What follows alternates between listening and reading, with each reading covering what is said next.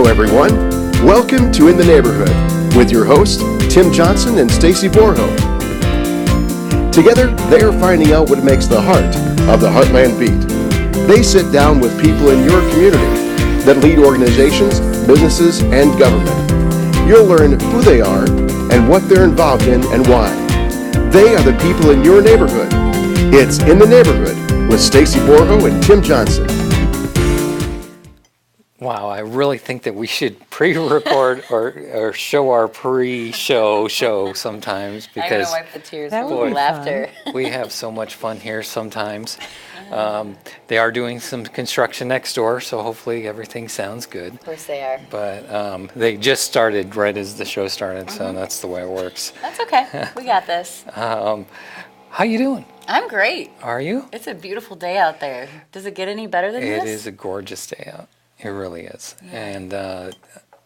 And, we've been streaming for, what is it, 157 shows? Is it where we're at now? Yep, we're hitting I at like 160. that number 7. Yeah, I like lots of sevens. We're at 707 Main Street. Oh, My phone number is 7070 or 70780. Anyways, there's a lot of sevens in the numbers that are surround me. Oh, and we broadcast on Channel 7 on i3 Broadband. dang. Those There are you good. go. That's great. All good numbers. But Yeah. anyways, yes, watch us on i3 Broadband, Channel 7. You can watch us on YouTube, Facebook. Listen to us on WPEO. We're widecasting all over the place. Today we have Tammy Herrmann from My Sister's House. Welcome. Correct. Thank you. What is My Sister's House? It's a transitional home for single moms and their children located in Washington, Illinois. Okay. Okay. And, So what do they do? So people who are in transition, meaning that, let's say, they're homeless or getting out of a relationship, or they've been in another program and they're ready to start, maybe go to school. They just can't, they're not quite ready to go out on their own because they can't afford housing or whatever. So they come to us, and we lift the burden of that off of them by not charging anything for living in the home. We provide some food and clothing, whatever they need, as far as to help them along so that they can get to the next level of their independence.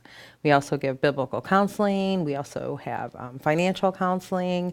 We provide advocates and mentors in their lives, and just literally try to lift them up by providing them with lots of other people who love the Lord and can show them the direction that their life should go once they leave the sister house. That's awesome. Yeah. So how did this all get started? Okay, well, it actually was my sister's house. Okay. My sister passed away a few years ago, and she had this old house in Washington. It's located in 511 Walnut, and that's okay if I say it, but it was literally falling down. It was built in like the 1800s, so it was a big old house. And so after she passed away, my husband and I had done a Bible study by Chip Ingram called Holy Ambition, and we just really felt the need to do something.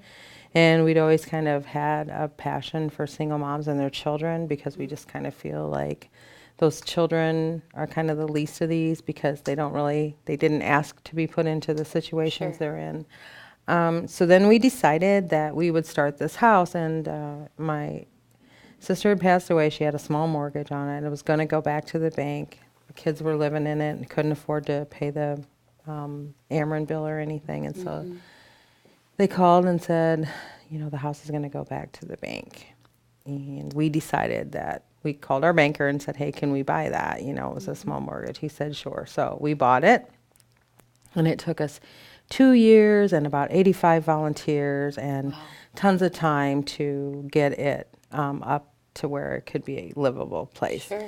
So it's been a blessing. I mean, even from the volunteers that came and redid the house, it's a beautiful old home now, but it's been all restored, and it's just really, really nice.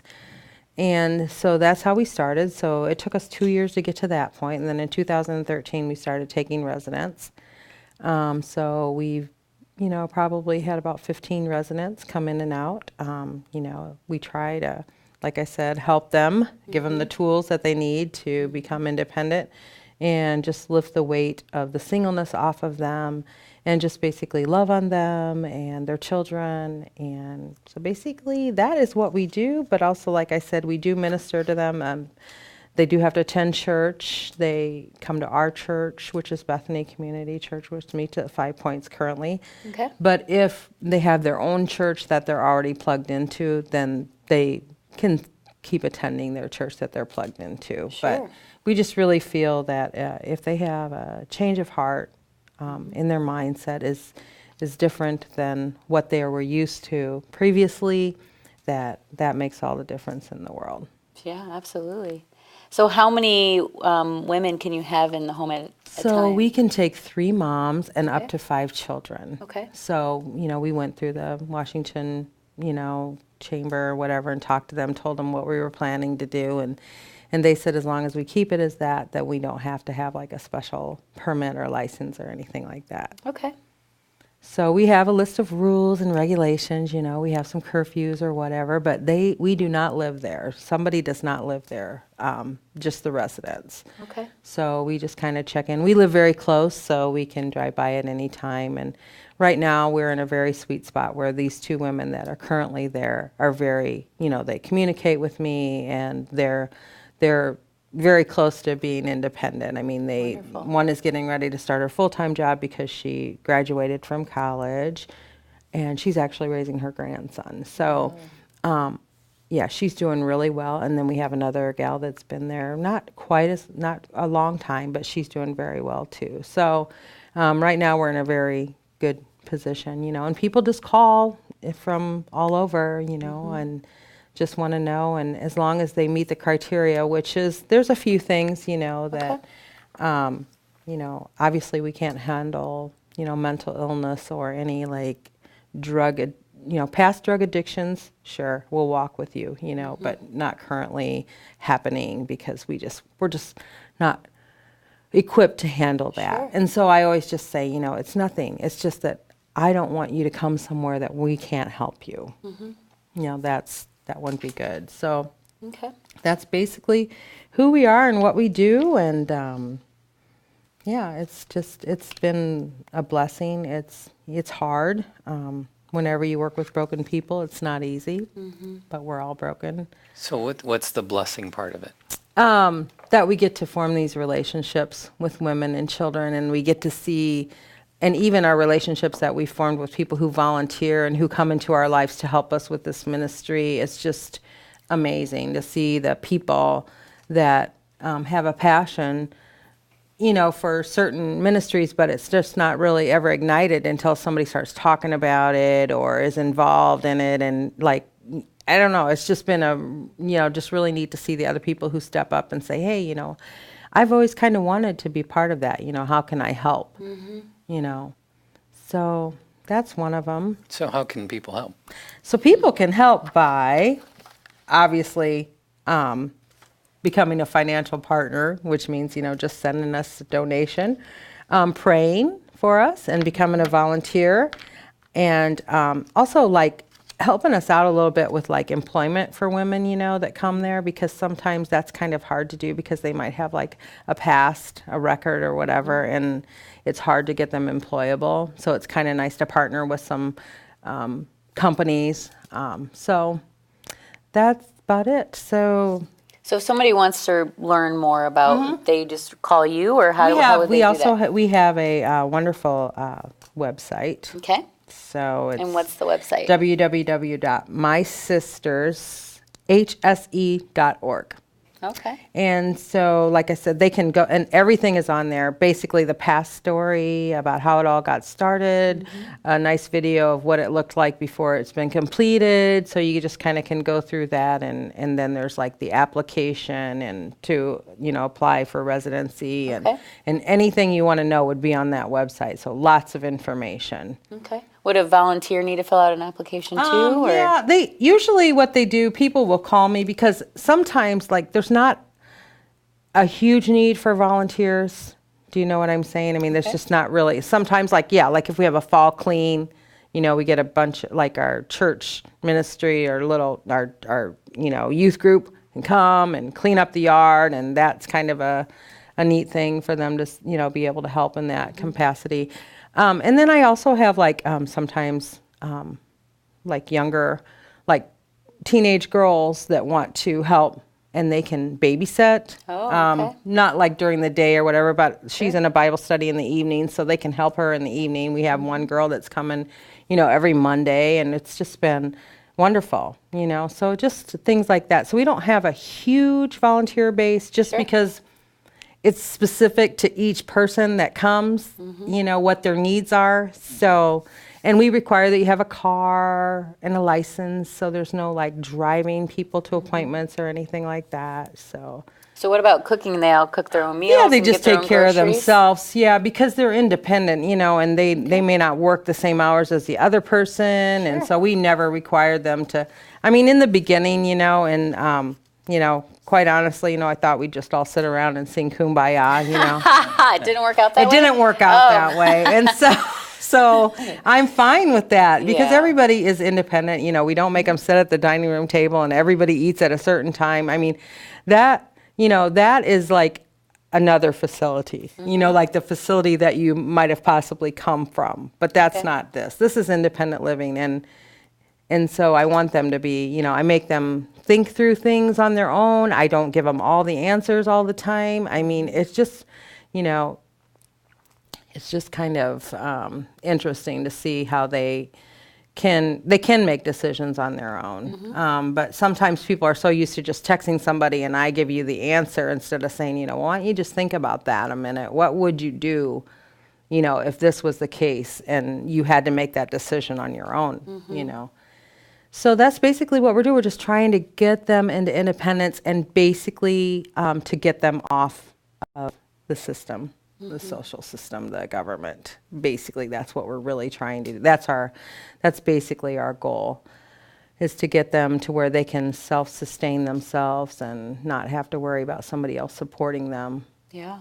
So are they fully supported? Do they pay rent? Nope, or anything they do not like that? pay any rent. There's no rent. So basically what we do through the financials is my husband will prepare like a mock budget for them, and then they put their input to like how much they spend, and we go through each of those categories, and then we say, okay, well, you're probably going to spend $750 a month on rent. We just kind of make a mock budget. And so then they start saving that money. Because you should be able to save money if you don't have any bills. Right. So, and that's where we're at with one of our residents right now, where the only thing is she loves it so much that she doesn't want to go, and that, and that totally makes sense. I get it, and it's scary too, Yeah. Right. Yeah, all the responsibilities. Right, because right now it's good, So no utilities or anything? Nothing. Wow. Nothing. Okay. And there's been debates with people about whether we should or shouldn't make them, but that was how we set it up. And so, when you start a ministry, you go back and forth about, should we do this? Should we not do this? Should we do, and then you learn as you go certain things that happen. Oh, I guess we need to make that rule now. You just don't think, you can't think about everything. No, you can't. And so then we always thought, well, maybe we should change it. Maybe we should buy a duplex so they could each live on a side. And then we thought, no, this is who we are. And so they have to learn to live in communion with each other. People have to learn to live with each other, either at jobs or whatever. You have to learn to, and that's where we're at with that. So we just kept it. Plus, I don't really want to give up my sister's house because it really is pretty special to me. She actually struggled with the same type of thing. Okay. Just had children, and the guys were never really around to help most of the time. But she just kind of had a little bit of a hard life too. So it's kind of neat that that's what her house has turned into. To God be the glory. I know she would be just elated. So that's beautiful. Yeah. So what kind of events do you have coming up? Okay, so we have one event coming up in October, the 20th, we actually have a run for the house. Okay. It is sponsored by Bethany Community, and it is a 5K, 10K run, a 1.5 mile walk, and a 1/4 mile kids run. And basically what we do is we all go out to Bethany, which is on Dutch Lane and in Washington. And it's Shazam, is, it's a pretty big deal. And so everybody comes and runs for the house, and that's one of the ways that we make some money for the sister house. And then also, we will be having every year at Washington Christian Church in Washington, Illinois, we have a huge pancake and sausage supper. And it is basically our big event, and we are very blessed by the community every single time we have it. So I think we're gonna on our 8th one or 7th. I mean, it's been every year, and it's been amazing. So, and this was wonderful. This is only our 2nd time. Okay. We did it last year, and we're doing it again this year, a little bit earlier. It was in November last year. I think that was a little late, and so it was kind of cool. Yeah. But anyway, so this I'm hoping will be a big success also. So this is just how we do it, and then just by people. I mean, it's amazing that, I've received donations from Japan that had to be translated to American dollars. So, I could go on and on about the donations and how they just show up. I mean, we don't even know the people a lot of times that are just sending money, and like lots of money. So That's how God works. Oh, I know, right? And so that's the way that we just kind of run this ministry, that God is sovereign over all of this. We can't pick it up on ourselves, we can only teach, and we can't change hearts. Only God can. And that's where we stand, and that's what we try to do. That's so cool. Yeah. Awesome. Remind us of your website again. Okay, so it's www.mysistershse.org. Awesome. Okay. Is there anything else you want to cover before we go? No, not really. Just thank you very much for having me. And I do watch you guys, and I think you're just really doing a great thing and bringing out the people in the community that want to help others, and that's important. And even if it's praying, so that's something we need to and that's think what about, I'm saying too. right? We can So all use the prayers. volunteer. That's an easy volunteer. Yeah. It's an easy volunteer right where you are. Right now you can just Right. sit down and pray for the volunteers, for the people coming through the house, for you guys for doing this. For the people so that are forth. coming that we don't even know who they are. That's right. Right? That's right. We don't know. So anyway. Awesome. We're here with Tammy Herrmann, My Sister's House. If you're just catching up, getting on, go back and watch it from the beginning. Again, we're on Peoria Life. We're on YouTube. We're on Facebook. We're on everywhere. We're widecasting. That's why we call it widecasting. So make sure you check out widecast.studio. That's kind of the studio that we're in here today. But thank you so much for your time, Thank you so Tammy. much for having me. I appreciate it. Thank you very much. Have a good day, everyone. PeoriaLife.com